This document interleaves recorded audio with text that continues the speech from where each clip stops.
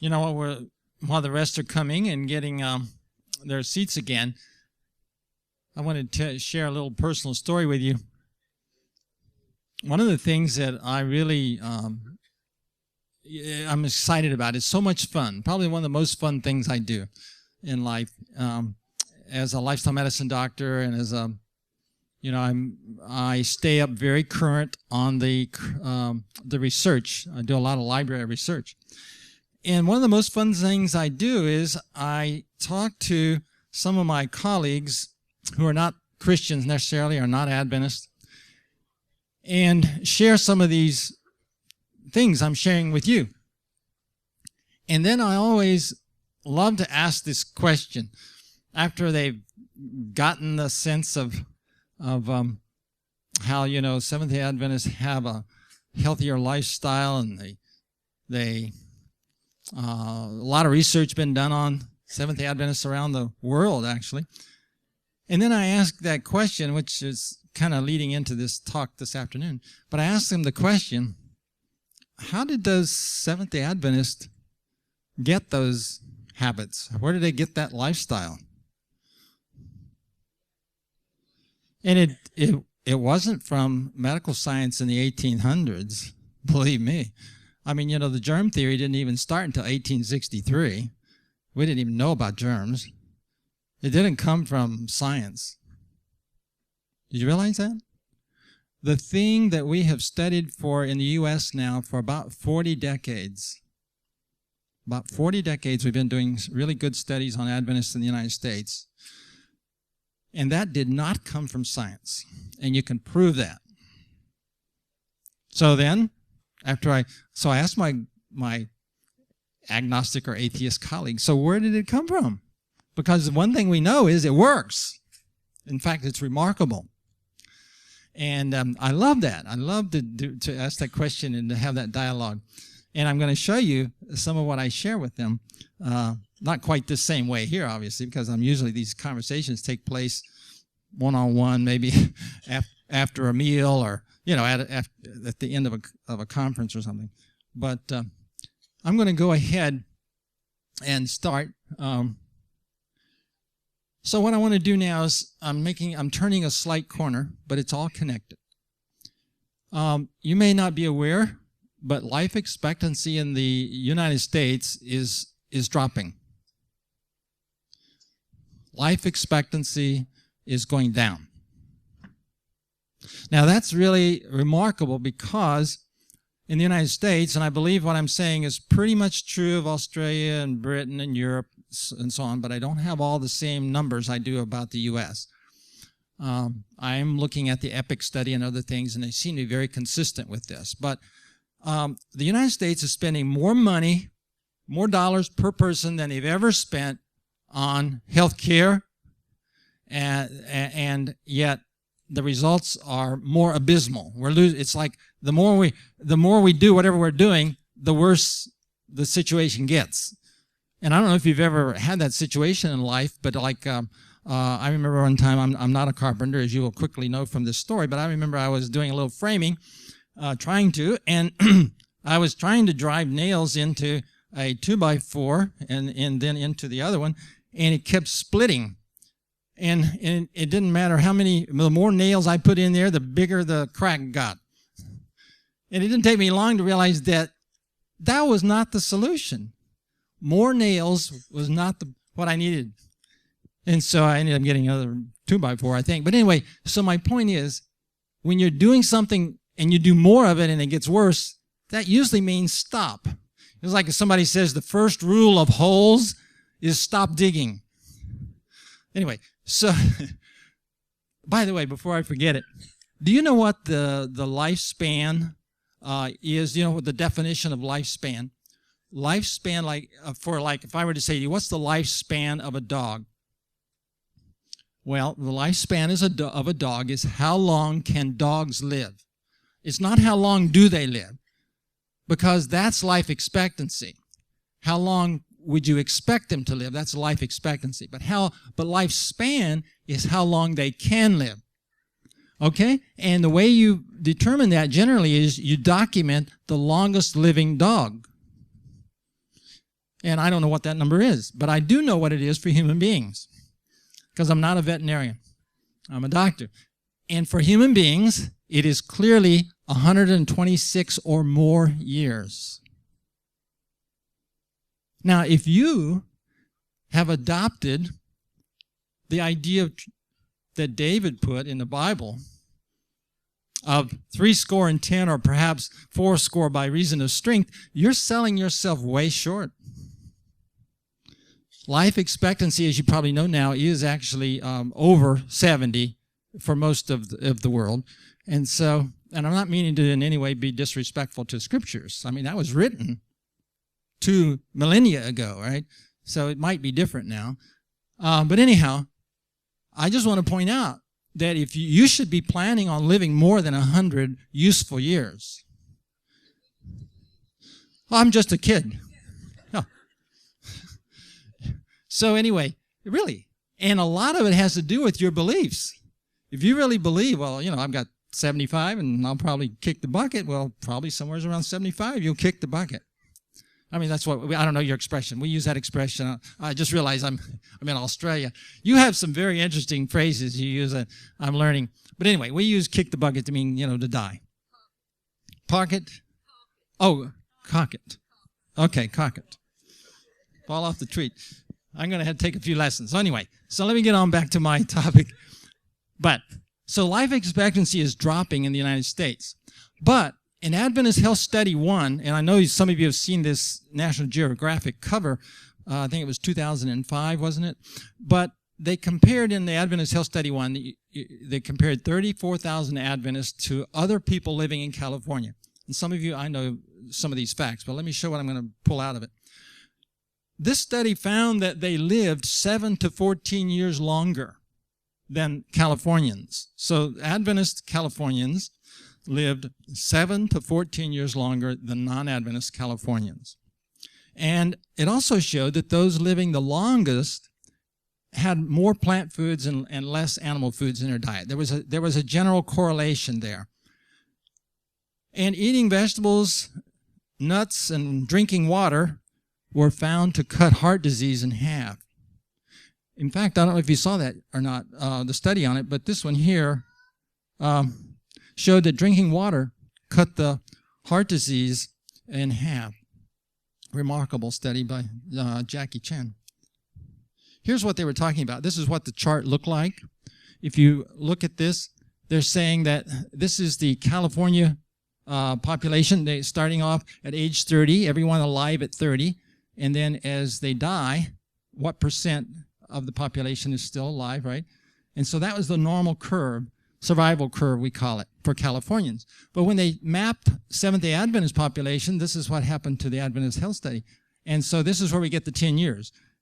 At 50, the number of people alive at 50 in California was the number that was alive at 60 in the Adventists. So they were living about 10 years longer. Who knows? Maybe in Australia it's even more. I don't know. So now, Adventist health habits. So the question is, where did the Adventist longevity come from? That's what I'm saying. So while the U.S. population is dying sooner, Adventists are living longer. So any thinking person's got to say, well, what's going on here? And so the Adventist health habits did not come from 19th century science. We know that for a fact. You do realize, right, that even in the late 1800s, doctors were still recommending smoking for lung problems. There's something counterintuitive about that today, but at the time it seemed, I guess, like a really good thing. I think it made you spit a lot. Maybe they thought that was helping bring up stuff. I don't know the logic. And I want to point out something. This is really amazing. Scientists are learning about health or healthful living from Adventists, right? You know that. That's why we did the Adventist Health Study 1 and Adventist Health Study 2.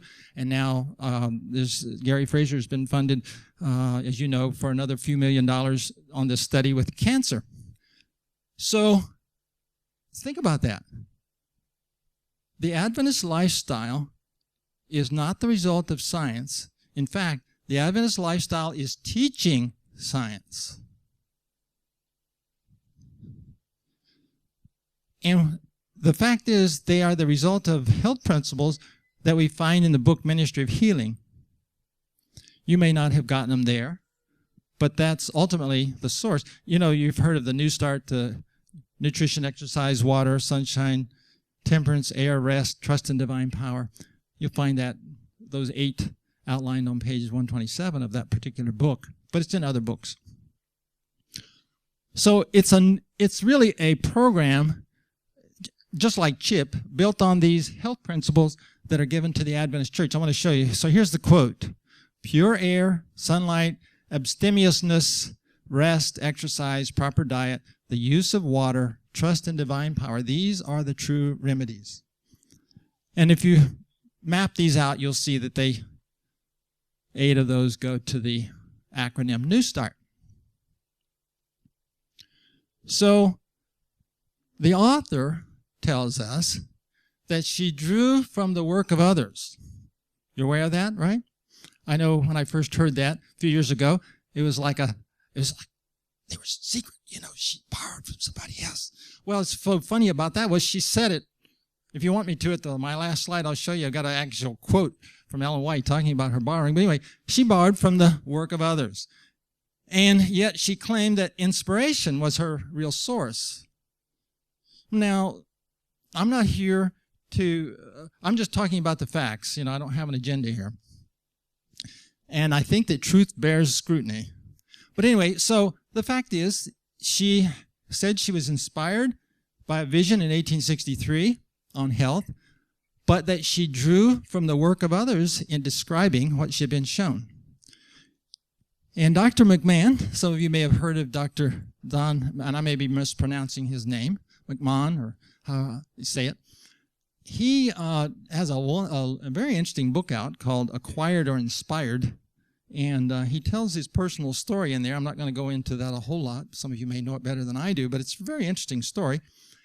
But as a result of going to a 25th class reunion, if I'm not mistaken, he was asked by some of his colleagues about how was it that you knew that the vegetarian diet was so healthy 25 years ago when we were being taught that it was dangerous. And at the time, as he says, at the time he went to that reunion, he was not a very active Seventh-day Adventist. He has sort of maybe gotten away from some of his roots or strength of his convictions and so on. But he says he got to thinking about that question over the next few years, and it really troubled him because he realized the answer had to be from the writings of Ellen White in the book Ministry of Healing, because that was what made his father a vegetarian, raised the family as the reason he was a vegetarian was because of Ellen White's writings. And so he says that sort of troubled him a bit, and he began to decide to study it because he was aware that she was being claimed to be a plagiarist even. And so what he did was he examined the borrowing. And how he did it, I'm going to summarize for you briefly. He identified the individual teachings or ideas in the writings of the 4 main authors that she had in her library and in the Ministry of Healing. This was a very extensive work. It took him years to do. I've got a copy of it. I've got a copy of a CD with his numbers and his calculations and so on. What he did then was he categorized each item or teaching as either verified by current science or not verified. He didn't categorize it by correct or incorrect. He just said, does current science support it or does it not support it? And his premise, well, I'll get to that in a minute. He compared the verification rates of the authors. So there's 5 authors he's looking at. One of them is Ellen White, Ministry of Healing. The other 4 are these prominent authors that she borrowed from or had in her library. By the way, there's the citation. Now, his premise was that unguided random borrowing would have about the same verification rate as what had been borrowed from. Example, if we have here on the podium a bucket of black and white marbles and over here an empty bucket, and I close my eyes and I just reach into this bucket and take a marble one at a time and put it in this bucket, when there's half of the marbles are over here in this bucket, will there be the same ratio of black and white here as there? Assuming it was stirred up, that it was all mixed. Yeah, it's random blind borrowing, same number of ratio of black marbles here as over there. So his idea was, by using current science as a measuring stick, we should get the same basic ratio. If the verification rate were significantly higher, it would indicate some form of guidance. And she said inspired guidance, so who are we to question? So what did he find? Well, I want to show you some bar graphs of what the numbers are because they're remarkable. So what we're going to look at here is, this is the verification rate, okay, from 0 to however many items. And here's the authors, Graham, Alcott, Coles, Jackson, and here's Ministry of Healing. And this number is the percent that are considered verified.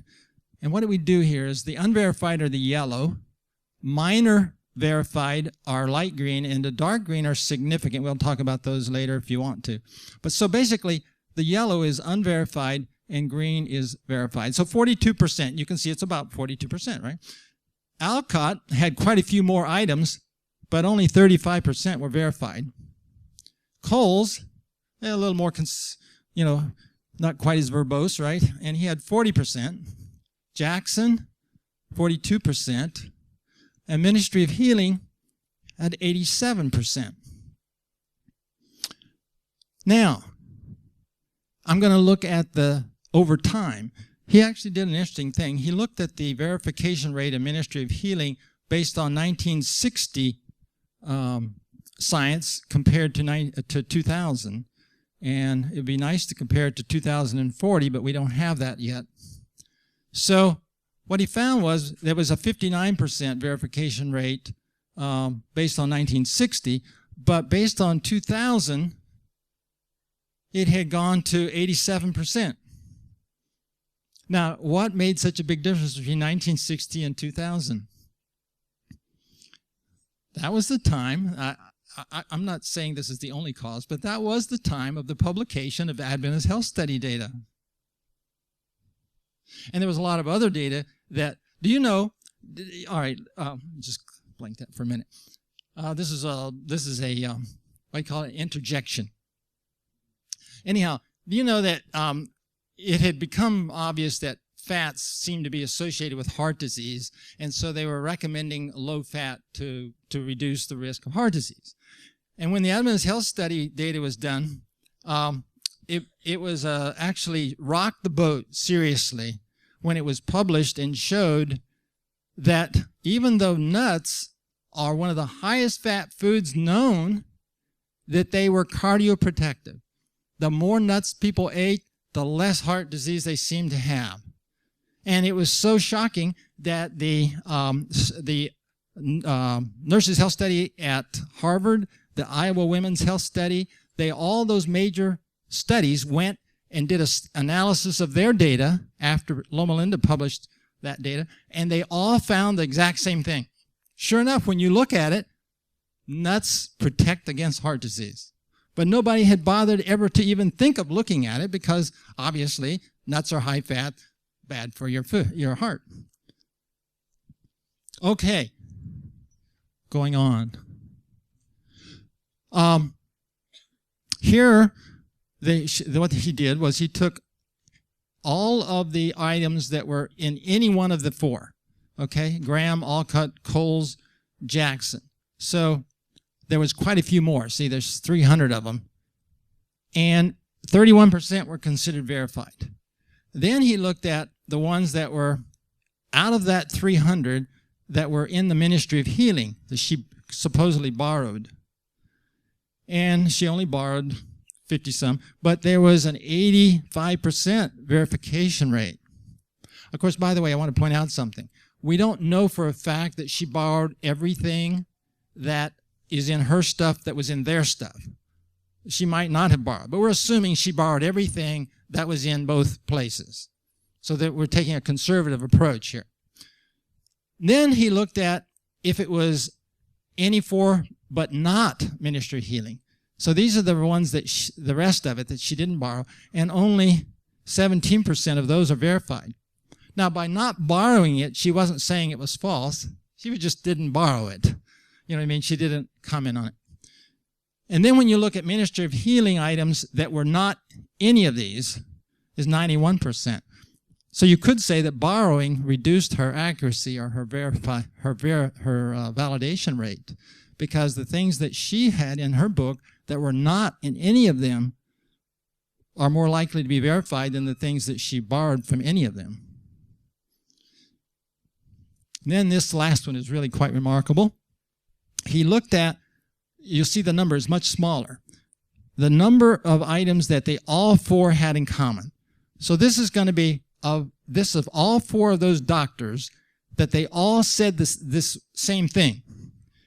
There were 37 or so, 38, and 66% of them are considered verified. So there's wisdom in a multitude of counselors, right? In other words, you would expect the verification rate to be higher if all four of them agreed on something being important. And sure enough, it is. But if you look at the things out of that she borrowed, it's 82%. So she still improved on that. And then if you look at the ones that she didn't borrow, only 20%. So no matter how you look at it, it's clear that the statistics show a higher verification rate in what Ellen White wrote on her own, a higher verification rate on anything that others wrote that she chose to borrow. And even when you put all four of them together at 66%, it's still considerably less than the verification rates of what she chose to write. And so here's the bottom line. It's actually 11 standard deviations away from the null. In other words, it's 11 standard deviations from random borrowing. And to put that in perspective, plus or minus one standard deviation is 67%. You know, we're talking about a bell curve. 2 standard deviations is 95%.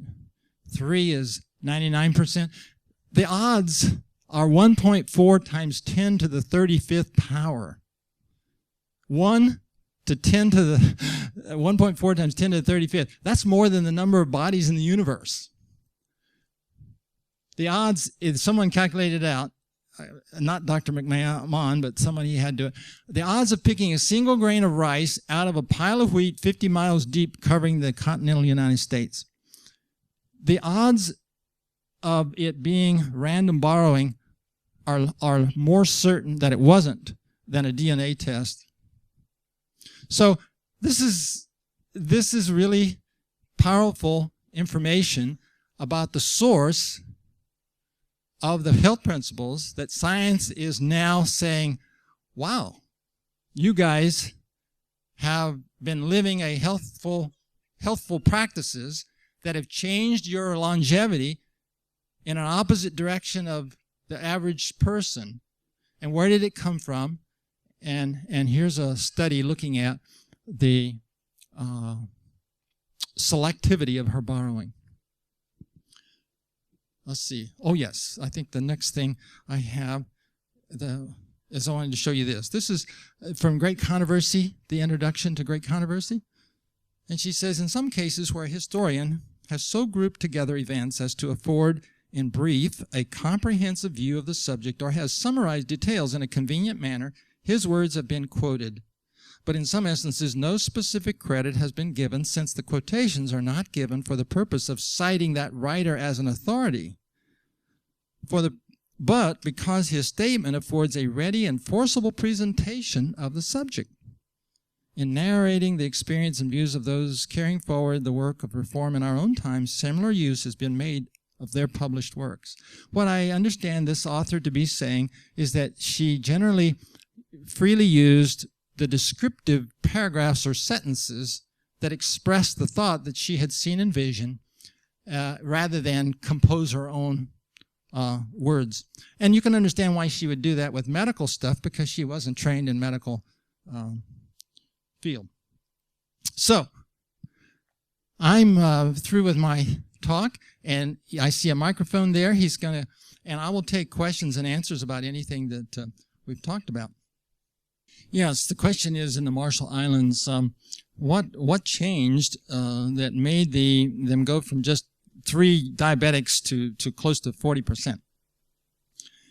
And the exact or precise answer is unknown. We don't know yet for a fact what aspect of their lifestyle change accounted for the majority of that, but here's what we do know.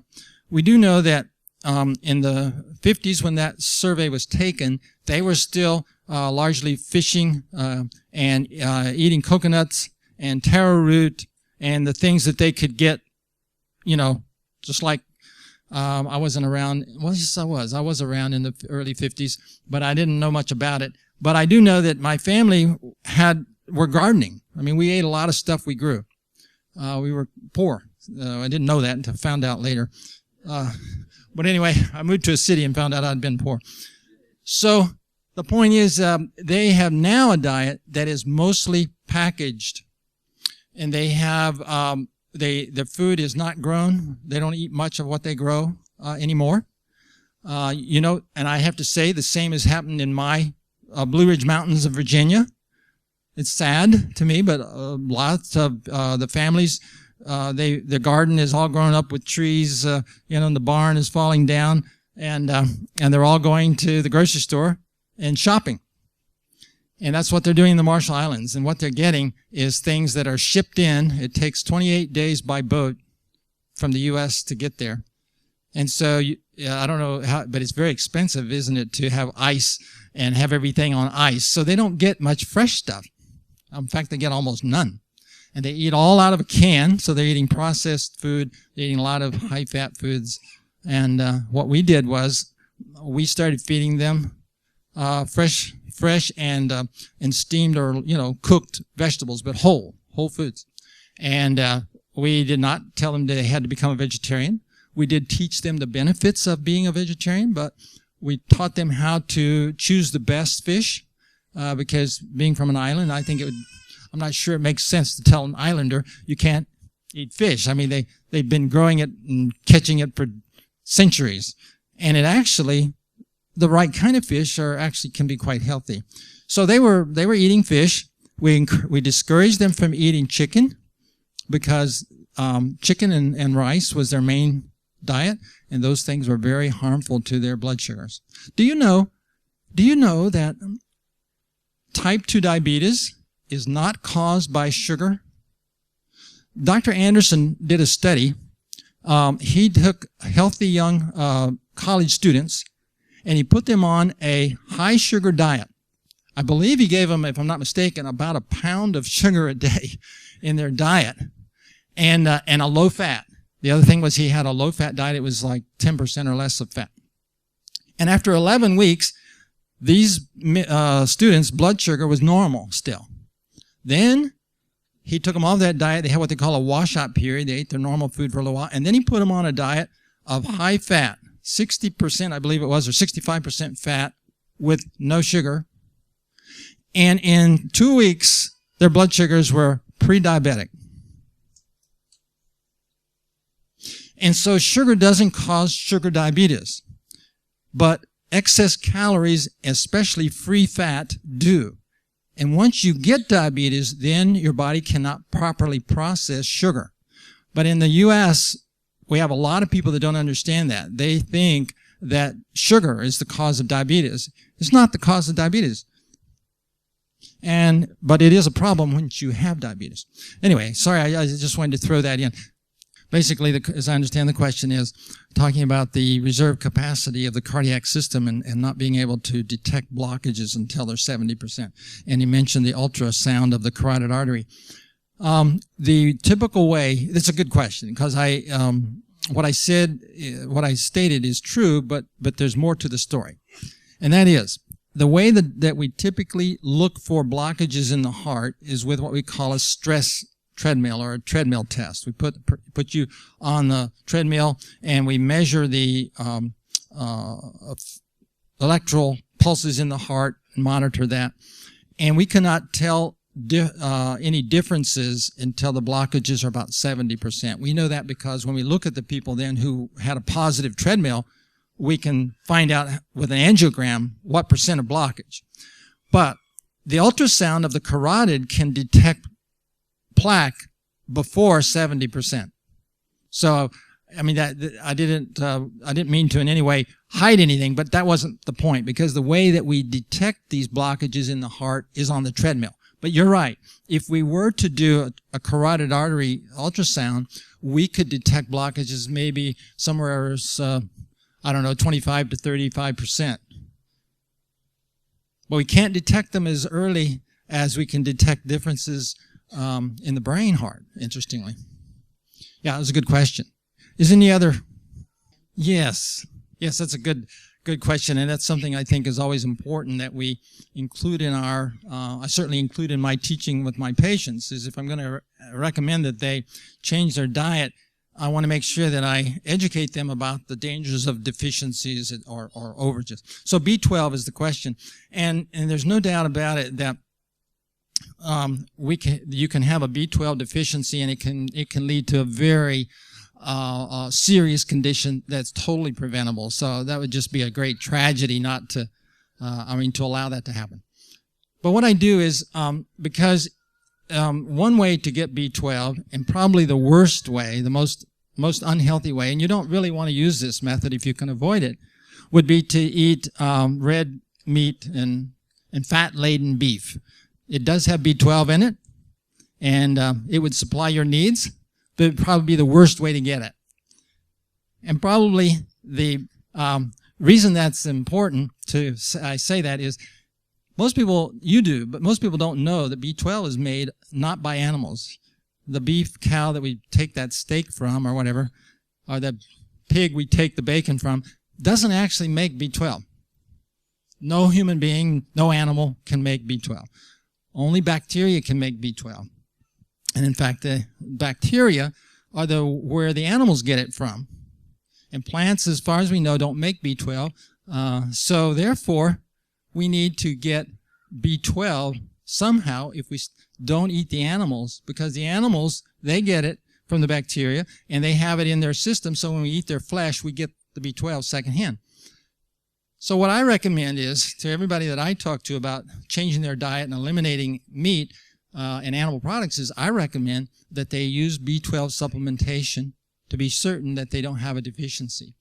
It is a water-soluble vitamin, meaning it's that we're not aware of toxicity. You don't have to worry about toxicity like you would with a fat-soluble vitamin. And so I myself, for example, use a spray, little B12 spray.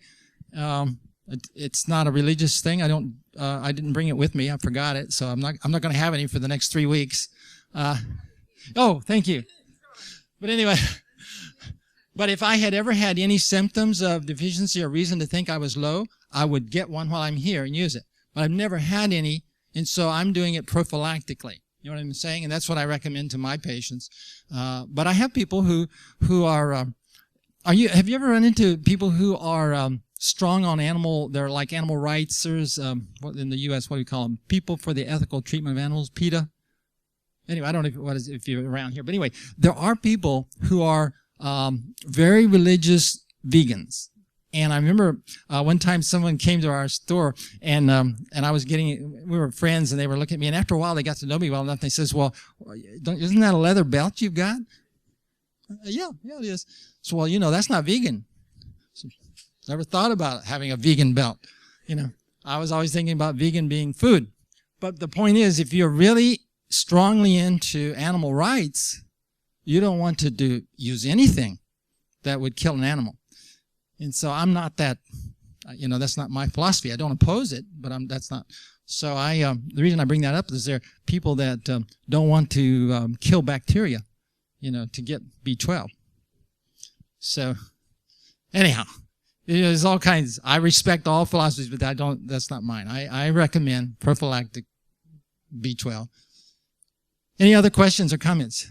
So the question is about oils, and what I teach and what I believe the science indicates is that there are no truly healthy oils.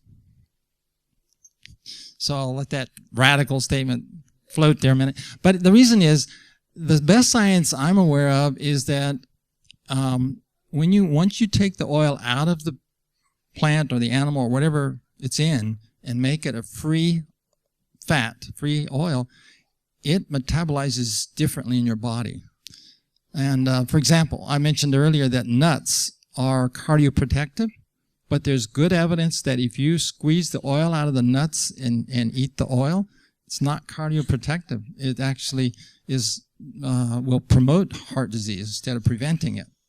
So, but I have not seen studies of like that on every oil. So I'm just drawing a conclusion without having absolutely comprehensive facts. But but I do use some oil, and I'm not setting myself up as an example. I just mentioned that so that you wouldn't think that hopefully that I've gone off the deep end. Because if you come to that conclusion, then most of everything I've said to you won't be of any value. You won't know what's good and what's bad, and you throw it all out. But I believe that the best form of fat is in the food that it comes in. And so, for example, we use some oil in our bread, and we use flax oil or olive oil most of the time. But what I really prefer to do is to eat flaxseed, freshly ground flaxseed. That's got the healthy oils in it, and I think in a healthier state. What else could I say? I think that there's some, you mentioned coconut oil. You know, I'm very intrigued with coconut oil, to be very honest with you.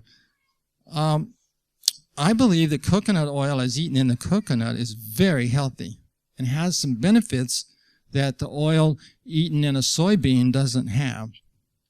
But what I'm not sure yet about is these claims recently, especially they're talking about Alzheimer's is one of the things that you'll see on the internet a lot. There's Alzheimer's is greatly improved, or even Parkinson's I've heard, by giving them coconut oil. I want to look at that. I don't know the answer to that. I find it not fully credible. I'm skeptical about it, but I want to look. But Ellen White has commented on this. Did you know that? We have some inspiration. She has written about oil. Now, some of us wish she would have written a whole lot more, but what she did say was, she said, oil as eaten in the olive is the most healthful and nourishing. And so I find that totally consistent with what science is saying right now, is that olive oil is very good, but it's actually best if you eat it in the olive. Hopefully that's, that topic alone could be a whole conference. Yes, thank you. That's a good question, because especially after what I said about fats and margarine in particular. And I am not a registered dietitian, and there are dietitians that know a lot more about some of the specific stuff than I do. But what I do use diet as my treatment modality, so I try to be very knowledgeable. So that's my disclaimer. But what I want to say is, and I'm also a biochemist and molecular biologist, so what do you do to make margarine? A lot of times, and if you don't know an answer to something, one smart thing to do is to just go back to basics. Okay, what do I know? And you will be amazed what you can figure out. So we know that margarine doesn't grow on trees, and it doesn't grow on broccoli, doesn't grow on soybeans. And so although it's most often made from soybean oil. So what we do is we take an oil that is, and what is an oil? An oil is a hydrophobic substance that's liquid at room temperature. In other words, water doesn't mix with oil. And if it's something that's not liquid at room temperature, I wouldn't call it an oil. We would in the U.S. call it a grease or something, thick, something solid.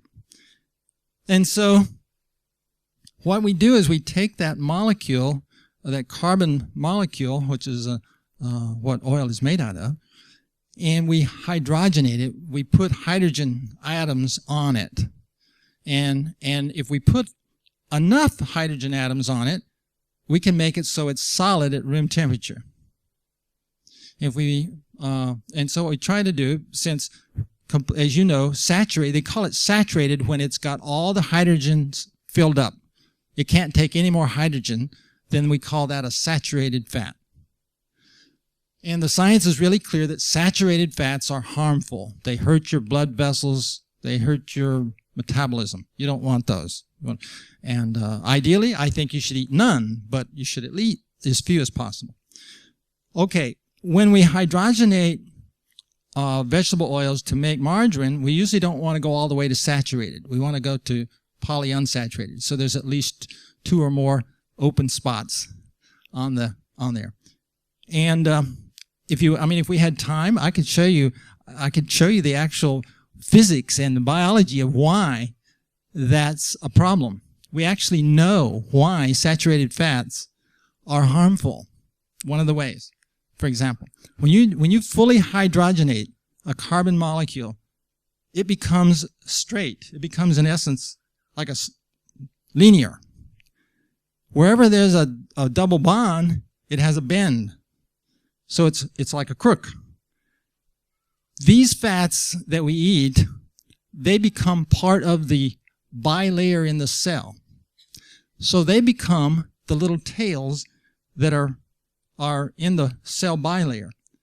If you've ever stacked firewood, you know that if it's nice straight pieces with no bends in it and no branches, you can really pack it tight, right? But if it's got these bends in it and knots, it just sort of sticks out and you can't make a tight pile. So I guess if you sell firewood, you would like to sell the crooked kind. If you're buying it, you want to buy the straight kind. Get more wood for your per cord. Well, the reason that's important is that when the bilayer fats are straight, they lie very close together. And something called van der Waals forces start to make them thick and wax-like. And when the cell layer starts to get that thick and waxy, the pores in the cell, the various transporters like the glucose transporter and the various transporters in the cell membrane start to lose their function. They don't work properly. Those fats in the cell wall need to have little crooks and bends in them so that they don't get so stiff and wax-like. So much for a little biochemistry. So the thing is, we don't want to eat margarine primarily because it has saturated fats and it is as you said, it's a pure fat. I mean, it's pure calories, 99 calories per gram. It's interesting. Ellen White did not, as far as I know, she didn't say anything about margarine that I'm aware of. But I do know that she continued to use and mentions the value of cream and some butter, even at times on her table. So my own choice is, of course, I would like to, when I get her age, I would like to weigh a little less than it looks to me like she did. I think she was a little beyond the optimal weight, and I don't mean this unkindly in any way. And I want to lose a little bit of weight for myself. I would be healthier. I believe the healthiest BMI for a normal person is about 21 or 22, not 25. And so I would like to eat a little less fat and because that's the easiest way for me to keep my weight down. You see, I could give up sugar. I could cut out more sugar. That's what I mean. I could avoid sugar, but that's only 4 calories per gram. But if I avoid 1 gram of fat, I can have 2 grams of sugar. So anyway, I'm just, but it is trade-offs. Anyhow, hopefully I touched on some of what you were interested in wanting to talk about. Yeah. Margarine is a man-made food, and in general, man-made things are not very healthy. That's great. Did you know? I'm gonna brag. Hopefully this will be my only time to do this. But I actually weigh about 2 pounds less than I did when I graduated high school, and I would like to stay about there. But she mentioned a couple of things for those who couldn't hear. She mentioned about the exercise, and you know, are you aware that we now know that exercise is an essential part of brain development? There's some really amazing stuff. There's a book out called The Brain That Changes Itself. If you really want some really interesting reading, you should get that. The Brain That Changes Itself by Dr. Doidge, D-O-I-D-G-E, I think it's pronounced. I mean spelled. Anyway, the brain, they've had people that have had strokes that have been a brain attack, right? That has destroyed parts of their brain. And of course, oftentimes, you become limp, right? You become not paralyzed, but palsied. And this one fellow tells, it's actually, I think it was not Dr. Deutsch, but a friend of his, a colleague who's a doctor. And his father, who was a professor, had a stroke, and he lost the ability to speak, and he was totally, I forget whether it was the right or left side, but he lost all, ability to use one side of his body. And based on the research that this doctor was aware of, he decided to try and help his father recover brain function, because he knew there was a lot more plasticity than was commonly known. Like even now, most doctors, medical doctors in the U.S. do not yet realize how plastic the brain is, but that's changing because of this work I'm telling you about. So what they did was, they developed some exercises for this man's father, and what he did was, he was crawling. He made his father crawl, and he couldn't crawl on two sides, he was limp on one, so he put his one limp side against the wall, and he would crawl along the wall.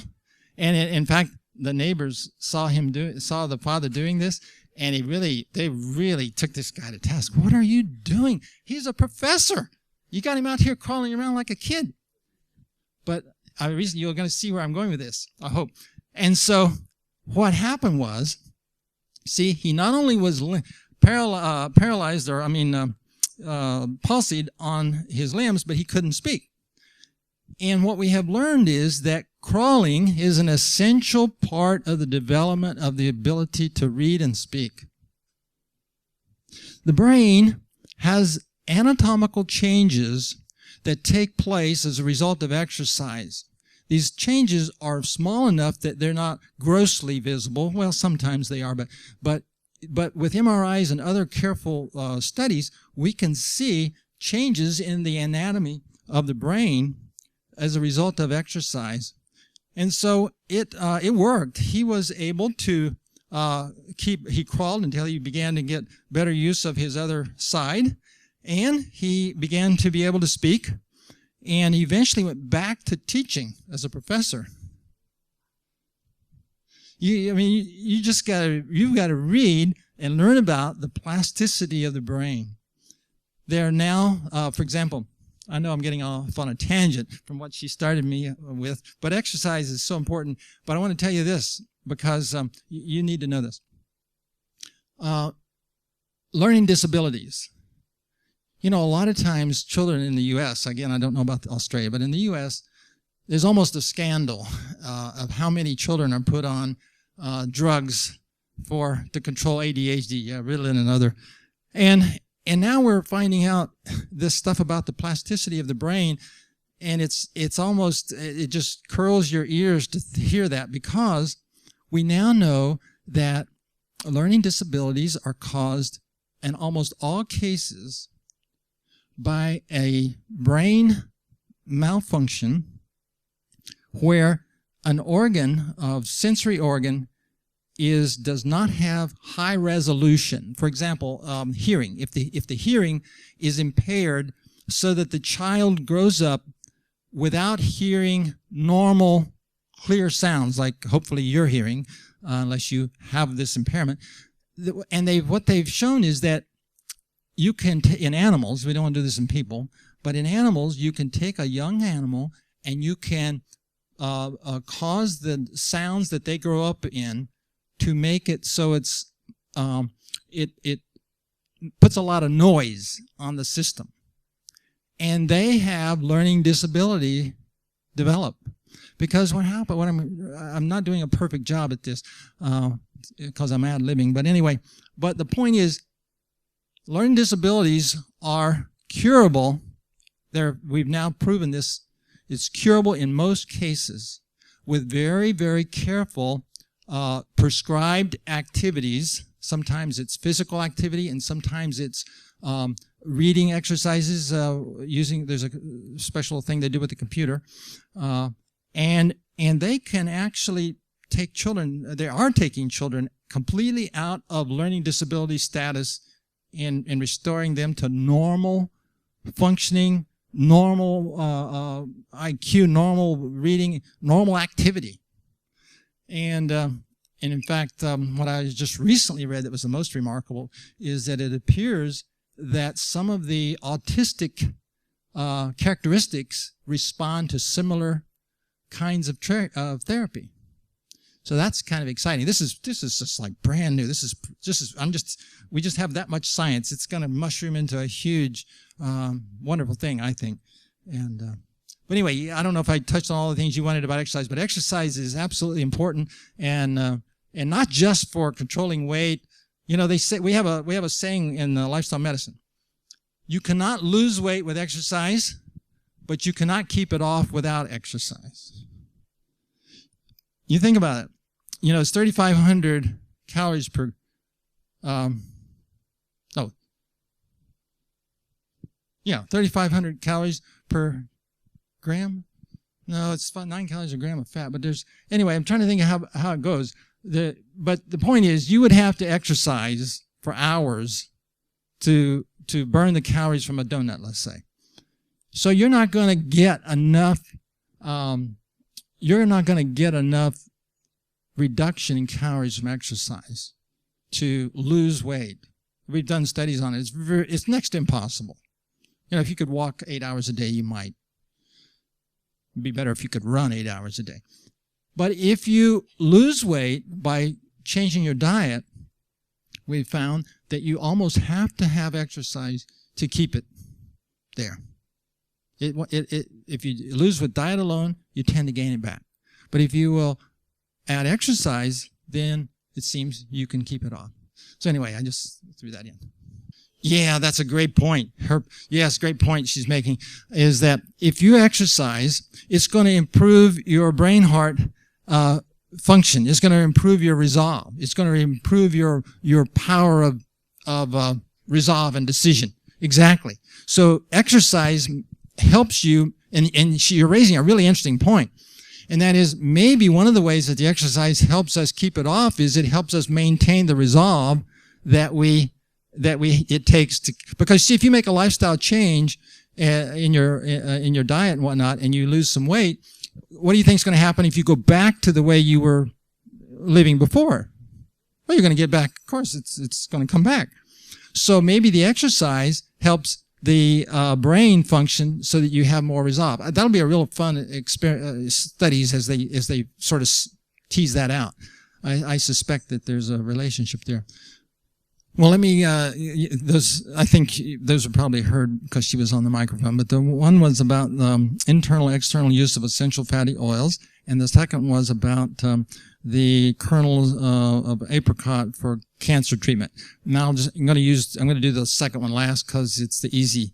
I'm not aware of any credible evidence that I've seen, and I have tried to evaluate that question, what is it, vitamin B17, I think is called, anyway, I forget what they call it, but I think it's B17, that from apricot kernels had any significance.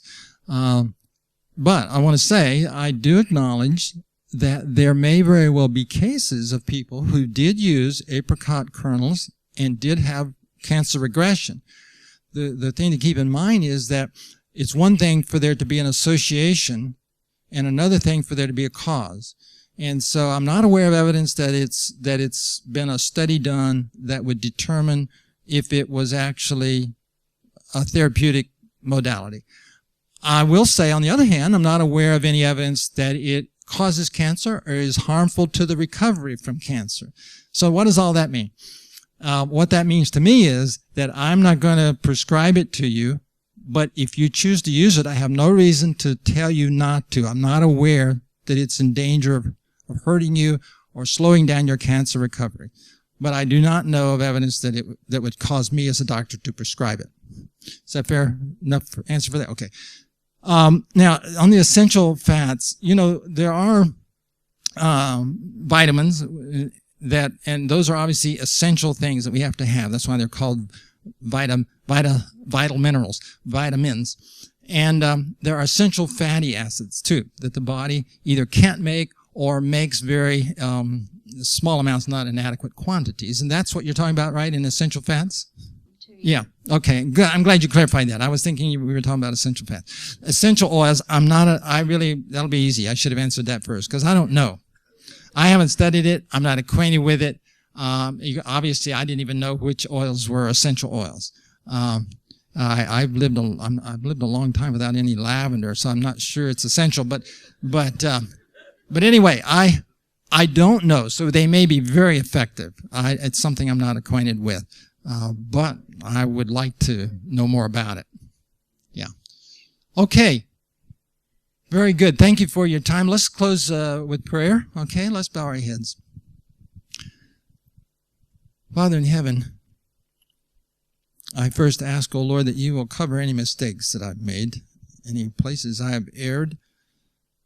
I'm reminded, O Lord, in our first year of medical school, when we were told that half of what we were learning was wrong, but the problem was we don't know which half. And so I pray that you will guide and protect those who are here with specific needs and where we may have misled. May you correct that. I thank you, Lord, for these wonderful bodies. Amazing that we have the ability within this body to study that body and to understand it and to learn so much about our bodies. And so I pray that you will bless us as we put our hearts to this for the right reason, and that is to glorify you, O Lord, as our Creator, to be good stewards of what you've given us, to be stewards of this in such a way that it will draw others to want to know what you've revealed to us, and then make us faithful in sharing it in a winning way and with true interest in our fellow man. Help us to ever remember that learning, true learning, is not the forcing of knowledge on an unreceptive mind, but is always drawing the person out to want to know what you've shown us. Ask you'll go with each one as we go to our homes or where it is we're going. Give us safety and bless us this week and bring us back to our next meeting here. We pray in Christ's name. Amen. Thank you very much.